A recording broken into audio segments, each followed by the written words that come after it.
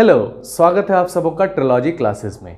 तो trilogy classes में हम लोग कंटिन्यू करने जा रहे हैं क्लास 12 फिजिक्स के चैप्टर 1 को। और अभी तक हम लोगों ने क्लास 12 के फिजिक्स में इलेक्ट्रिक चार्जेस मतलब वैद्युत आवेश के बारे में पढ़ लिया है। तो अभी तक हम लोगों ने इलेक्ट्रिक चार्ज क्या होता है ये समझ लिया है, फिर इलेक्ट्रिक चार्ज के कितने गुण होते हैं वो समझ लिया है, और फिर इलेक्ट्रिक चार्ज का यूनिट्स और डायमेंशन जो है वो क्या होता है वो हमने समझ लिया है। अब आता है कि ये इलेक्ट्रिक चार्ज के बीच जो आपने देखा कि लाइक चार्जेस के बीच जो रिपल्सिव फोर्स लगता है और अनलाइक चार्जेस के बीच जो अट्रैक्टिव फोर्स लगता है ये क्यों लगता है। तो इसको बताने से पहले जैसे कि मैंने पहले क्लास में बताया कि आप हर एक चीज़ को 1 बाय 1 नोट डाउन करते जाओ अपने फेयर कॉपी में, ठीक है। तो जल्दी से फटाफट कॉपी खोल के आप क्या करोगे, तो सबसे पहले कूलम के लॉ को लिखोगे, मतलब कूलम के नियम को लिखोगे। जिसका इंग्लिश मीडियम है वो इंग्लिश में लिखोगे और जिसका हिंदी मीडियम है वो हिंदी में लिखोगे, ठीक है। तो सीधा सा लॉजिक है कि कूलम, सबसे पहले आप अपने नोट्स को खोलो, नोट्स में सबसे पहले हेडिंग दो कूलम्स लॉ, ठीक है। तो जो इंग्लिश मीडियम के बच्चे हो वो कूलम्स लॉ लिखो और जो हिंदी मीडियम के बच्चे हो कूलम के नियम लिखो। आई बात समझ में। तो कूलम का लॉ क्या कहता है, तो Coulomb's law states that force of attraction and force of repulsion between charges is directly proportional to the product of charges and inversely proportional to the square of distance between them, है ना। और जो Hindi medium के बच्चे हैं वो क्या लिखेंगे, तो कूलम के नियमानुसार दो आवेशों के बीच का आकर्षण बल और प्रतिकर्षण बल आवेशों के गुणा का क्रमानुपाती तथा आवेशों के बीच के दूरी के वर्ग के व्यतक्रमानुपाती होता है, ठीक है।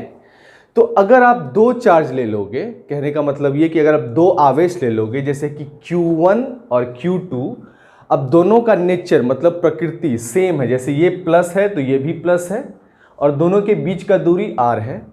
इसी तरह से अगर आप सेम नेचर का चार्ज ले लो, जैसे ये -Q1 है तो ये भी ये माइनस माइनस दोनों है, ये -Q2 है, दोनों के बीच का दूरी क्या है, r है। उसी तरह से अगर आप एक और आवेश ले लो, जैसे एक ये विपरीत आवेश ले लोगे जिसको हम लोग विजातीय आवेश कहते हैं या फिर अनलाइक चार्जेस कहते हैं, उसके बीच भी दूरी क्या है, r है। तो सेम नेचर के चार्ज के बीच लगता क्या कौन सा बल है, तो रिपल्सिव फोर्स लगता है, रिपल्सन लगता है, ठीक है। और ये एक दूसरे को इस तरह से ढकेलता, रिपेल करता है। तो सेम नेचर का चार्ज एक दूसरे को रिपेल करता है, इसको कहते हैं लाइक चार्जेस, और अपोजिट नेचर का चार्ज एक दूसरे को अट्रैक्ट करता है, इसको कहते हैं अनलाइक चार्जेस। तो like charges repel each other, unlike charges attract each other, ठीक है। हिंदी में लाइक चार्जेस को सजातीय आवेश कहते हैं और अनलाइक चार्जेस को विजातीय आवेश कहते हैं। तो अब ये जो फोर्स ऑफ अट्रैक्शन और फोर्स ऑफ रिपल्सन लगता है, मतलब आकर्षण और प्रतिकर्षण बल जो लगता है दो आवेशों के बीच, वो होता क्या है, वो एक बल जो है वो क्या है, फोर्स है, वो उसी को कहते हैं इलेक्ट्रोस्टैटिक फोर्स, जिसको कहते हैं स्थिर वैद्युत बल। अब ये जो इलेक्ट्रोस्टैटिक फोर्स है आपका, ये फोर्स जो है वो क्या होता है, डायरेक्टली प्रोपोर्शनल होता है, मतलब क्रमानुपाती होता है। ये फोर्स जो है वो डायरेक्टली प्रोपोर्शनल होता है किसके, तो इस दोनों चार्ज के Q1 और Q2 के गुणा के, मतलब प्रोडक्ट के। तो ये डायरेक्टली प्रोपोर्शनल किसके होता है, तो Q1 गुणा Q2 के मैग्नीट्यूड का, मतलब प्लस हो चाहे माइनस हो वैल्यू हमेशा प्लस ही रहेगा, ठीक है। और इसके बीच के दूरी के वर्ग के व्यतक्रमानुपाती होता है, मतलब इनवर्सली प्रोपोर्शनल। यही जो फोर्स है आपका वो दोनों चार्ज के गुणा के क्रमानुपाती होता है और दोनों के बीच के दूरी के वर्ग के, मतलब उसके बीच के डिस्टेंस के स्क्वायर के इनवर्सली प्रोपोर्शनल होता है, ठीक है। तो force of attraction and force of repulsion is directly proportional to the product of charges and inversely proportional to the square of distance between them, ठीक है। जो ये स्थिर वैद्युत बल है वो क्रमानुपाती होता है आवेशों के बीच के गुणा के, और व्यतक्रमानुपाती होता है उसके बीच के दूरी के वर्ग के, ठीक है। अब जब भी ये प्रोपोर्शनलिटी कांस्टेंट स्थिरांक, ये जब भी हटाओगे प्रोपोर्शनल का साइन, तो आप लगाओगे एक कांस्टेंट जिसको कहते हैं हम लोग स्थिरांक, हिंदी में कहते हैं स्थिरांक, जिसको रिप्रेजेंट करते हैं k से, ठीक है। और इसको फिर आप q1 into Q2 by 4 pi epsilon nought लिख दोगे इस तरह से। सॉरी, ये r स्क्वायर है यहाँ पे, तो इसको r स्क्वायर ही लिख दोगे आप, ठीक है। तो यहाँ पे Q1 and Q2 bye r square लिख दोगे। अब जो ये k का वैल्यू है ये एक्सपेरिमेंटली वेरीफाइड है, मतलब ये पहले से खोजा जा चुका है कूलम के द्वारा कि ये जो वैल्यू होगा k का वो हो जाएगा आपका कितना, तो 1/4 पाई एप्सिलॉन नॉट इंटू जो वैल्यू है Q1 उसको एज इट इज लिख दो, Q2 को एज इट इज लिख दो बाय r स्क्वायर। और इसी को कहते क्या है, स्थिर वैद्युत बल। और यही होता है आपका फॉर्मूला इलेक्ट्रोस्टैटिक फोर्स का जो कूलम के द्वारा खोजा गया था, और ये एक्सपेरिमेंटली वेरीफाइड है, जिसमें F जो है वो इलेक्ट्रोस्टैटिक फोर्स है जिसको स्थिर वैद्युत बल कहते हैं। और ये इक्वल होता है कितना, 1/4 पाई एप्सिलॉन नॉट के Q1 into Q2 bye r square के, जिसमें Q1 और Q2 है दो चार्ज है और r जो है इसके बीच का डिस्टेंस है। अब ये जो एप्सिलॉन नॉट है, इस एप्सिलॉन नॉट को हम लोग कहते हैं क्या, तो ये एप्सिलॉन नॉट जो आपको दिख रहा है इसको कहते हैं हम लोग इलेक्ट्रिकल परमिटिविटी। क्या कहते हैं इंग्लिश में, कहते हैं इसको क्या, इलेक्ट्रिकल परमिटिविटी। क्या कहते हैं, electrical permittivity, permittivity of free space और वैक्यूम, और फ्री स्पेस और वैक्यूम, मतलब वैक्यूम का इलेक्ट्रिकल परमिटिविटी। और ये पहले से एक्सपेरिमेंटली खोजा जा चुका है कूलम्स के द्वारा। इसको हिंदी में कहते हैं परावैद्युतांक, मुक्त आकाश का परावैद्युतांक, निर्वात का परावैद्युतांक। तो हिंदी वाले इसको लिख लोगे परावैद्युतांक, और वो भी किसका, तो निर्वात का, निर्वात या मुक्त आकाश का। निर्वात मतलब वैक्यूम होता है, ठीक है। और ये जो एप्सिलॉन नॉट है इसको क्या कहते हैं, एप्सिलॉन नॉट, एप्सिलॉन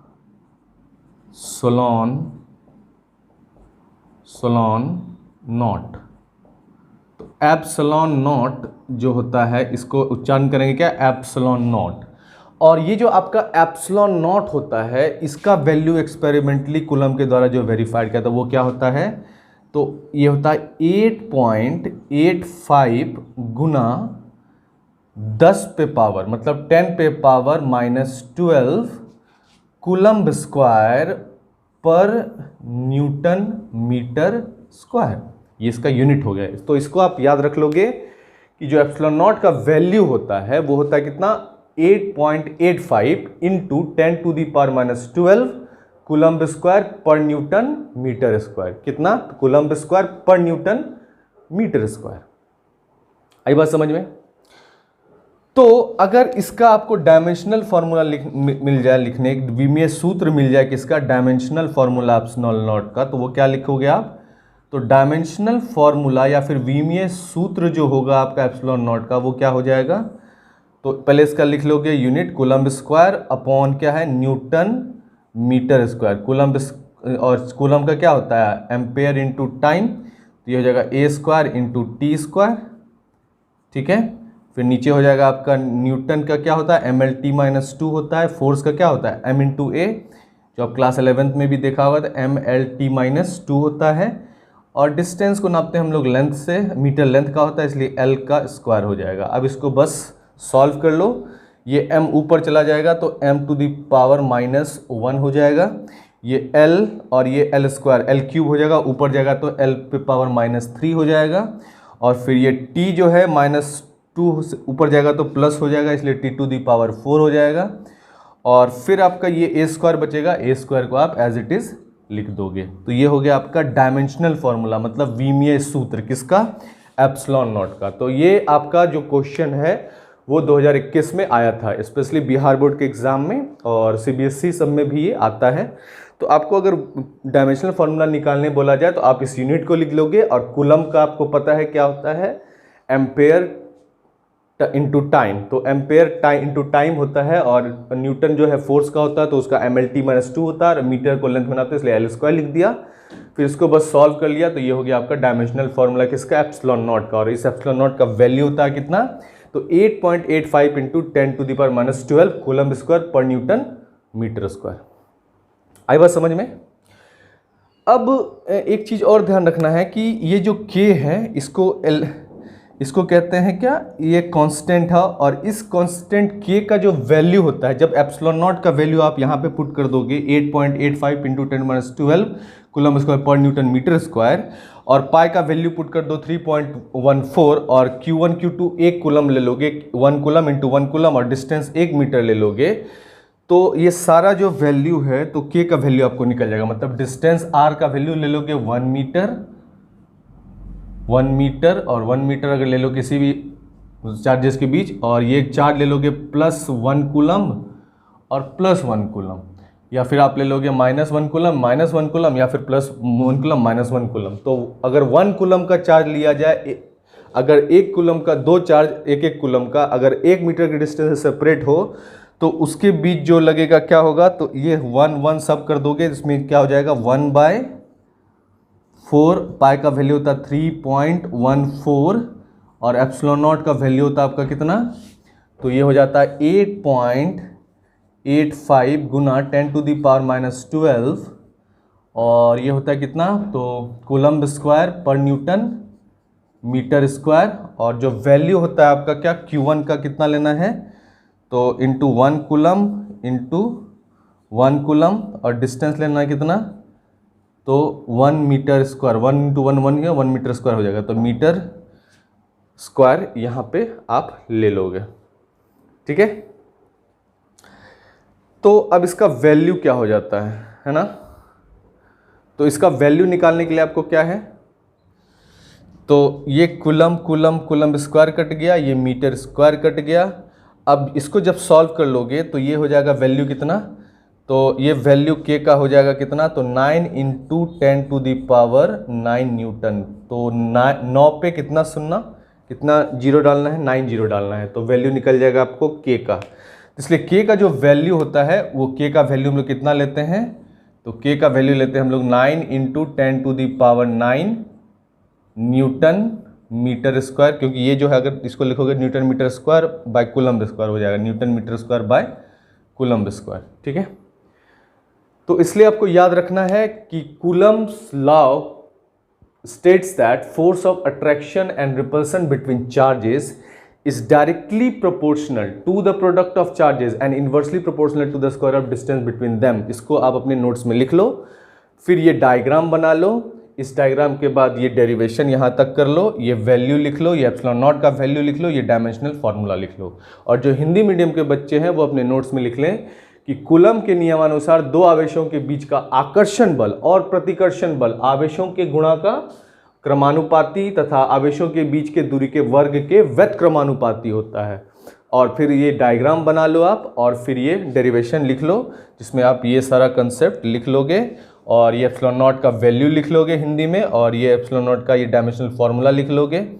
ठीक है, तो जल्दी से अपने नोट्स में ये सब पॉज करके वीडियो लिख लो, और आपका जो है शुरू से वीडियो जो है वो नोट्स बनाने वाला वीडियो है, इसलिए मैंने सारी चीज़ों को बोर्ड पे लिख दिया है। अगर आप इसको अच्छे से इसका नोट्स बना लोगे तो आपको कहीं और भटकने की ज़रूरत नहीं पड़ेगी, आपका सारा कंसेप्ट कंटेंट एक जगह जमा हो जाएगा। ठीक है, तो ये था आपका क्या, कूलम्स लॉ के बारे में, मतलब कूलम के नियम के बारे में।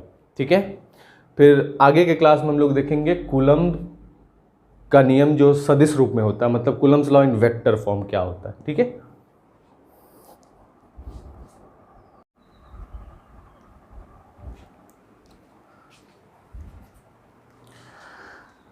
तो अभी हम लोगों ने कूलम का नियम देखा, और कूलम के नियम में हम लोगों ने देखा कि किस तरह से दो चार्जेस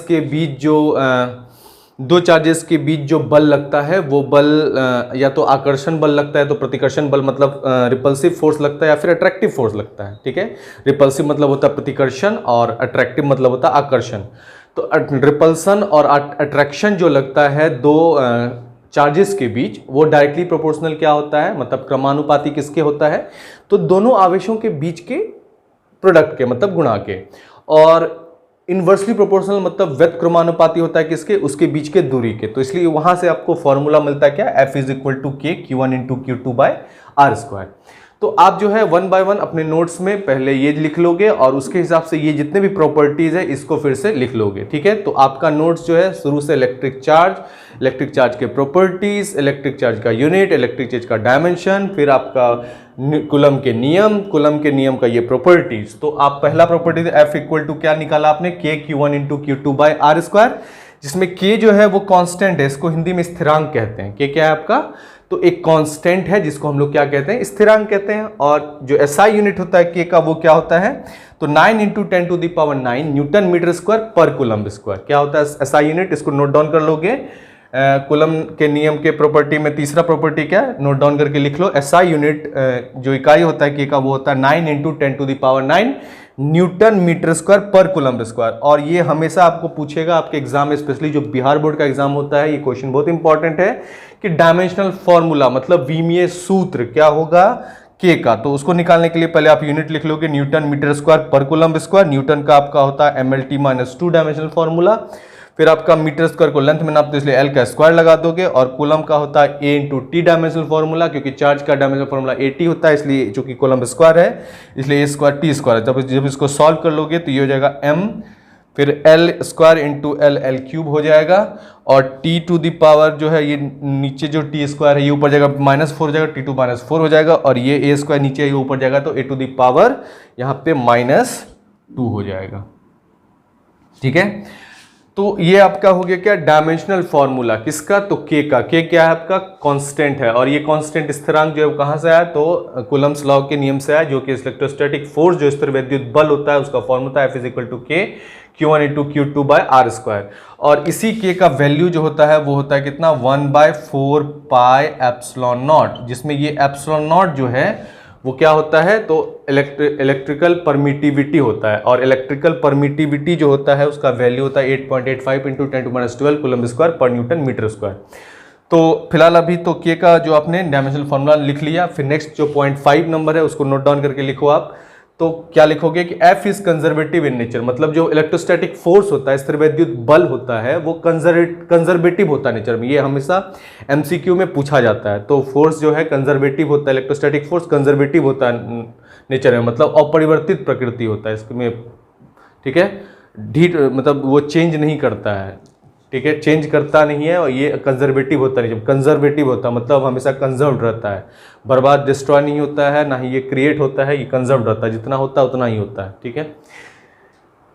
फिर नेक्स्ट क्या है कि नेक्स्ट पॉइंट लिख लोगे, पॉइंट नंबर 6 नोट डाउन करके लिख लो अपने नोट्स में कि फोर्स जो है वो फॉलो करता है इनवर्स स्क्वायर लॉ। मतलब फोर्स कौन सा लॉ फॉलो करता है अगर पूछा जाए तो क्या लिखोगे जवाब में कि फोर्स, इलेक्ट्रोस्टैटिक फोर्स जो है इनवर्स स्क्वायर लॉ फॉलो करता है, जिसको व्यतक्रमानुपाती वर्ग नियम कहते हैं। तो हमेशा जो है स्थिर विद्युत बल वो व्यतक्रमानुपाती वर्ग नियम, मतलब इलेक्ट्रोस्टैटिक फोर्स जो है हमेशा इनवर्स स्क्वायर लॉ फॉलो करता है, इसका आपको ध्यान रखना है, ठीक है।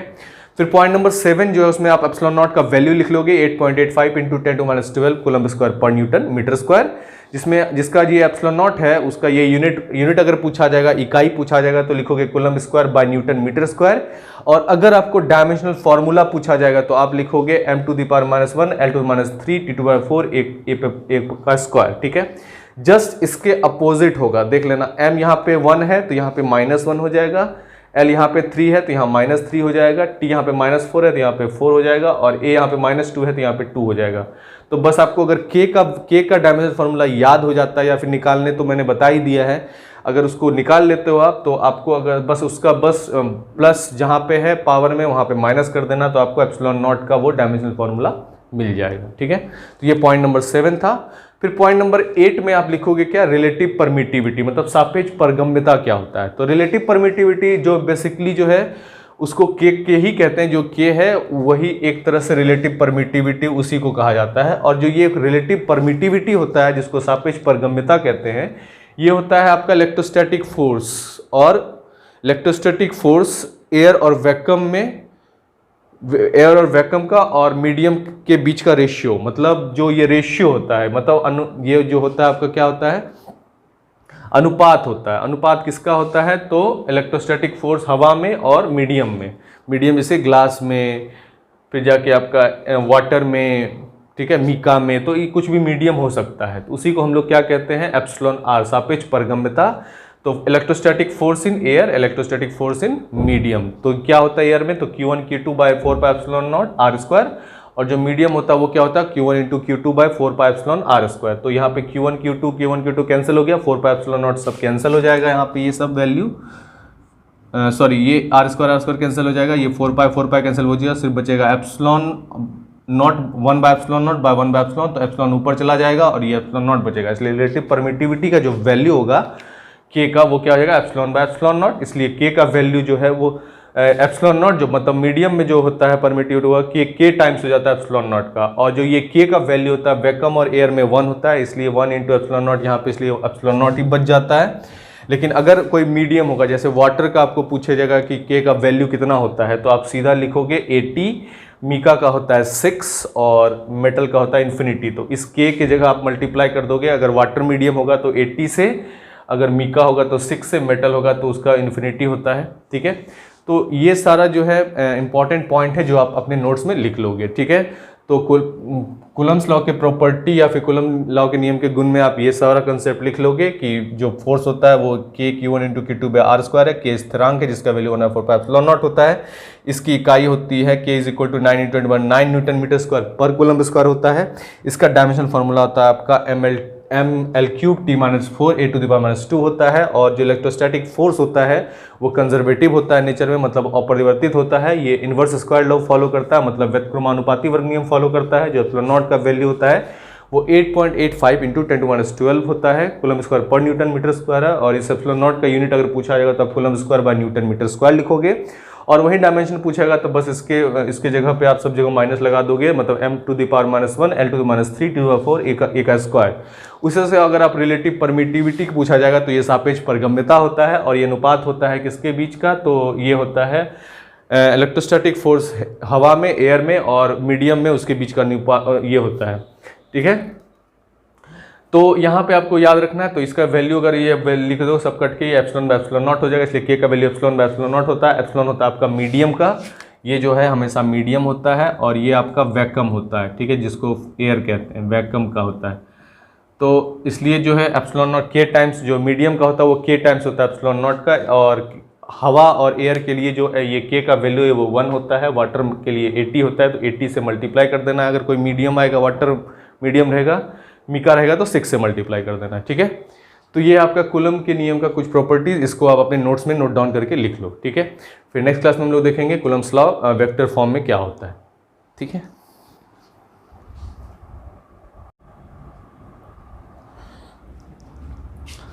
तो कूलम्स लॉ के बारे में हम लोग जान चुके हैं कि कूलम्स लॉ जो है वो क्या होता है। तो Coulomb's law states that force of attraction and repulsion between charges is directly proportional to the product of charges and inversely proportional to the square of distance between them, ठीक है। मतलब कूलम के नियम के अनुसार दो आवेशों के बीच का आकर्षण और प्रतिकर्षण बल आवेशों के गुणा का क्रमानुपाती तथा आवेशों के बीच के दूरी के वर्ग के व्यतिक्रमानुपाती होता है। तो ये कूलम्स लॉ में कहा गया है, ठीक है। अब कूलम्स लॉ जो है उसको अब हम लोग डिराइव करेंगे वेक्टर फॉर्म में। वेक्टर कहने का मतलब होता है जिसमें मैग्नीट्यूड भी हो और डायरेक्शन भी हो, मतलब दिशा भी हो और परिमाण भी हो। तो अगर आप दो चार्जेस लोगे, मतलब Q1 और Q2 चार्जेस लोगे, तो दोनों एक दूसरे पे क्या लगाएगा, बल लगाएगा, ठीक है। तो सपोज दैट दो चार्ज लिया आपने Q1 और Q2 और इसके बीच का डिस्टेंस है आपका R, ठीक है। इसके बीच का डिस्टेंस क्या है, R। तो जो ये Q1 चार्ज है वो फोर्स लगाएगा किस पे, Q2 चार्ज पे, और वो फोर्स का डायरेक्शन जो होगा रिपल्सिव होगा तो किधर होगा, ये फोर्स लगाएगा फोर्स ऑन 2 ड्यू टू 1। तो ये फोर्स लगाया चार्ज 2 पे, किसके कारण, 1 के कारण लगा। तो सेम जो Q2 भी है वो भी क्या लगाएगा, आपका फोर्स लगाएगा, और फोर्स लगाएगा किस पे, Q1 पे। तो ये जो Q1 है उस पर क्या फोर्स लगेगा, तो उस पर फोर्स लगेगा force on charge 1 due to 2, ठीक है। और ये जो है आपका साइन वो वेक्टर साइन है। तो ये हो गया force on charge 2 due to 1, क्योंकि चार्ज Q2 पे Q1 फोर्स लगा रहा है, और फिर सेम उतना ही फोर्स क्या लग कर, मतलब और सेम Q2 भी जो है Q1 पे फोर्स लगा रहा है। अब जो ये फोर्स Q2 पे लग रहा है, इसका डायरेक्शन जो है वो किधर की ओर है, तो वो है आपका चार्ज Q1 से Q2 की तरफ, इसलिए इसको डिनोट करेंगे R कैप 1 से 2 की तरफ। और जो ये फोर्स ऑन चार्ज 1 है 2 के कारण, 2 के कारण, उसका किधर है डायरेक्शन, यूनिट वेक्टर वो इधर है, तो इसको कहते हैं R कैप 2 1, मतलब 2 से 1 की तरफ। अब दोनों क्या है, R कैप 1 2 R कैप 2 1 क्या है, दोनों एक दूसरे के अपोजिट है, मतलब विपरीत है। तो अब मैग्नीट्यूड मतलब परिमाण इसका सेम होगा, लेकिन क्या है ये दोनों का चूंकि क्या है डायरेक्शन, दिशा अपोजिट है, विपरीत है, इसलिए दोनों एक दूसरे क्या हो जाएगा, विपरीत हो जाएगा। तो R कैप 1 2 जो है वो हो जाएगा माइनस R कैप 2 1। और ये दोनों क्या है आपका, इसी दोनों को कहते हैं आप लोग यूनिट वेक्टर। क्या कहते हैं इसको, यूनिट वेक्टर, मतलब सदिश इकाई। ठीक है, इसको कहते हैं क्या हम लोग, सदिश इकाई। और ये जनरली दिशा दिखाने के लिए होता है, सदिश इकाई। ये आपका दिशा दर्शाता है कि फोर्स जो है किस डायरेक्शन में लग रहा है, मतलब जो बल है वो किस दिशा में लग रहा है। तो जैसे Q2 पे जो Q1 बल लगा रहा है वो F21 जो है वो R कैप 1 2 की दिशा में लगा रहा है, और जो Q2 Q1 पे लगा रहा है F12 वो R कैप 2 1 की दिशा में लग रहा है। दोनों का मैग्नीट्यूड सेम है, मतलब परिमाण सेम है, लेकिन दोनों का जो डायरेक्शन है वो अपोजिट है। तो डायरेक्शन अपोजिट होने से यहाँ पे हम लोगों ने क्या किया, माइनस साइन दे दिया। ठीक है, और इसको हम लोग लिख लेते हैं इक्वेशन 1। ठीक है, इक्वेशन 1 भी लिख सकते हो। सेम इसी तरह से आप R कैप 1 2 ना लिख के R कैप 2 1 लिख लोगे और माइनस लगा दोगे R कैप 1 2 में, तो ये भी वही सेम चीज हो जाएगा। ठीक है ना। तो इसको आप मान लो क्या, इसको मान लो इक्वेशन 1, इसको मान लो इक्वेशन 2, है कि नहीं। अब देखो जो फोर्स लग रहा है किस पे, 2 पे, फोर्स लग रहा है किस पे, चार्ज 2 पे, किसके कारण, 1 के कारण, वो क्या है F21 है। और ये क्या हो जाएगा आपका, अभी अभी कूलम्स लॉ में हम लोगों ने देखा था 1/4 pi epsilon naught Q1 into Q2 by क्या हो जाएगा, R² हो जाएगा। ठीक है, और जो ये क्या है F21 का जो दिशा है, डायरेक्शन है, वो किधर, R कैप 1 2 के, तो यहां पे लगा दोगे आप एक यूनिट वेक्टर R कैप 1 2। ठीक है, और इसको दे दो एक इक्वेशन नंबर 3। ठीक है, उसी तरह से चार्ज Q1 पे जो फोर्स लग रहा है उसको क्या कहते हैं हम लोग, force on charge 1 due to 2, वो कितना है आपका, तो 1/4 pi epsilon naught Q1 into Q2 by R², है कि नहीं। और इसका दिशा किधर है, तो R कैप 2 1 की तरफ है, तो R कैप 2 1 की तरफ है। इसको मान लिया हमने इक्वेशन 4। ठीक है, अब क्या करते हैं कि अब इस R कैप 1 2 की जगह आप क्या लिख सकते हो, तो माइनस R कैप 2 1 लिख सकते हो, क्योंकि दोनों तो इक्वल ही है। ठीक है, तो इसलिए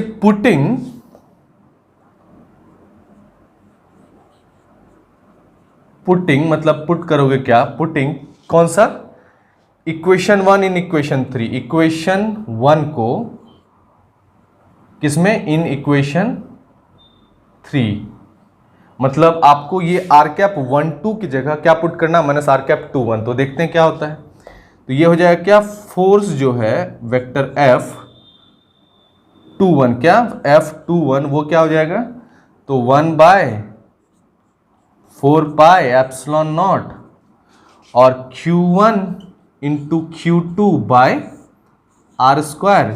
और देखो ये R कैप 1 2 जो है इसकी जगह क्या पुट करना, माइनस R कैप 2 1, तो ये पुट कर दो माइनस R कैप 2 1, है कि नहीं, है ना। अब ये जो माइनस साइन है वो कहां आ जाएगा आपका, आगे आ जाएगा, और ये जो वैल्यू है क्या हो जाएगा आपका, तो 1/Q1 into Q2 by 4 pi epsilon naught और R कैप 2 1। और ये देखो Q1 Q2 by 1/4 pi epsilon Q1 Q2 by R² R cap 2 1 किसके इक्वल है, तो F12 के इक्वल है। तो ये हो जाएगा किसके, तो माइनस F वेक्टर 1 और 2 के इक्वल। देखो यहाँ पे ना, ये 1 2 है ना, सेम इतना ही वैल्यू है यहाँ पे, और ये माइनस साइन लगा है तो ये हो जाएगा F12। तो F21 जो है वो क्या हो गया, इक्वल हो गया नेगेटिव ऑफ 1 2 के, तो 2 1 इक्वल हो गया 1 2 के। ठीक है कि नहीं। सेम इसी तरह से अगर आप इक्वेशन 2 को पुट करोगे इक्वेशन 4 में, मतलब 2 1 की जगह माइनस आर कैप 2 1 पुट करोगे तो क्या होगा, तो पुट इक्वेशन कौन सा, तो equation 2 in 4, put equation 2 in equation 4, तो क्या हो जाएगा ये देखो, सिंपल वही सेम लॉजिक से। तो वेक्टर F12 है और ये 1/4 पाई एप्सिलॉन नॉट है, फिर Q1 into Q2 by are square है, Q1 into Q2 by are square है, और ये अब देखो सिर्फ आर कैप 2 1 की जगह क्या पुट करना है आपको, आर कैप 2 1 की जगह तो माइनस आर कैप 2 1 पुट कर देना है, तो माइनस आर कैप 2 1 पुट कर देना है। ठीक है, नहीं तो आप यहाँ पे देखो, यहाँ पे 1 2 सॉरी यहाँ पे 2 1 है, 2 1 की जगह माइनस आर कैप 1 2 पुट करना है। क्या पुट करना, माइनस आर कैप 1 2 पुट करना है, क्योंकि यहाँ पे क्या था आपका, यहाँ पे क्या था 2 1 था, 2 1 की जगह क्या पुट करना है हम लोग, माइनस आर कैप 1 2 पुट करें, ये माइनस आगे आ जाएगा तो ये हो जाएगा minus Q1 into Q2 by 4 pi epsilon naught into R cap 1 2, और ये एग्जैक्टली जो है ये किसके इक्वल है, इसके इक्विवेलेंट है जो कि F21 है, तो माइनस साइन लगा के इसमें लिख दो F21। ठीक है, तो इससे फाइनली यही कंक्लूजन निकला कि जो Coulomb's law in vector form होता है वो न्यूटन का तीसरा नियम फॉलो करता है। तो इसमें लिख लोगे फाइनल नोट्स में आप कि Coulomb's vector form follows Newton's third law of motion, जिसमें F21 जो है वो इक्वल होता है माइनस F12 के, और F12 जो है वो इक्वल होता है माइनस F21 के, मतलब दोनों एक दूसरे के विपरीत दिशा में फोर्स लगा रहा है। ठीक है, तो आप अपने नोट्स में लिख लोगे, पहले जो इंग्लिश मीडियम के बच्चे वो लिख लोगे Coulomb's law in vector form, उसके बाद ये लिख लोगे आप definition, Coulomb's law states that force of attraction repulsion between charges directly proportional to the product of charges and inversely proportional to square of distance between them. फिर ये diagram बना लो, इस डायग्राम में जैसे जैसे सिंबल जिस तरह से डायरेक्ट किया है उसको लिख लो, और इधर यूनिट वेक्टर का भी डायग्राम बना लो। फिर आप इसको equation R cap 1 2 is equal to minus R cap 2 1 लिख लो, और सेम उसी तरह से आप ये लिख लो। फिर ये सारा इक्वेशन 1 बाय 1 उतार लो अपने कॉपी में। ठीक है, तो अपने नोट्स में ये लिख लोगे, और हिंदी मीडियम के बच्चे जो है वो हेडिंग दे दोगे सदिश रूप में कूलम्ब का नियम, और उसमें आप लिख लोगे कि ये डेफिनेशन कि कूलम्ब के नियम अनुसार दो आवेशों के बीच का आकर्षण और प्रतिकर्षण बल आवेशों के गुणा का क्रमानुपाती तथा आवेशों के बीच के दूरी के वर्ग का व्युत्क्रमानुपाती होता है, और फिर वो डायग्राम बना लोगे और ये डेरिवेशन लिख लोगे। आई बात समझ में। तो ये है आपका क्या, Coulomb's law in vector form, जिसको कहते हैं सदिश रूप में कूलम्ब का नियम। ठीक है।